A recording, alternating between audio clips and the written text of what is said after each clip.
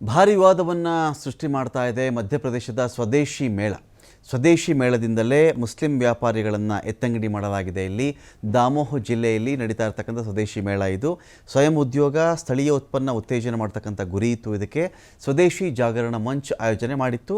ಸ್ವದೇಶಿ ಮೇಳ ಇಲ್ಲಿ ಮಳಿಗೆಯನ್ನು ಕಾಯ್ದಿರಿಸಿದ್ರು, ಬುಕ್ ಮಾಡಿದ್ರು, ಅದಕ್ಕೆ ಹಣ ಕಟ್ಟಿದ್ರು ಕೂಡ ಅವರಿಗೆ ಚಾನ್ಸ್ ಇಲ್ಲ. ಇಲ್ಲಿ 15ರಿಂದ 20 ಜನ ಮುಸ್ಲಿಂ ವ್ಯಾಪಾರಿಗಳಿಗೆ ನಿಮ್ಮ ಅಂಗಡಿಯನ್ನು ಮುಚ್ಚಿಬಿಟ್ಟು ನಡೀರಿ ತಾವು ಅಂತ ಸೂಚನೆ ಹೋಗಿದೆ. ಇದೀಗ ಮುಸ್ಲಿಂ ವ್ಯಾಪಾರಿಗಳ ಅಳಲು ಯಾರು ಕೇಳ್ತಾ ಇಲ್ಲ. ಇದರ ಬಗ್ಗೆ ತನಿಖೆಗೆ ಒಂದು ಕಡೆ ಜಿಲ್ಲಾಧಿಕಾರಿಗಳು ಆದೇಶವನ್ನು ಕೂಡ ಮಾಡಿದ್ದಾರೆ. ಈ ಹಿಂದೆ ಕರ್ನಾಟಕದಲ್ಲಿಯೂ ಕೂಡ ಇಂತಹದ್ದೇ ಬೆಳವಣಿಗೆಗಳು ಅನೇಕವು ಘಟಿಸಿದ್ವು.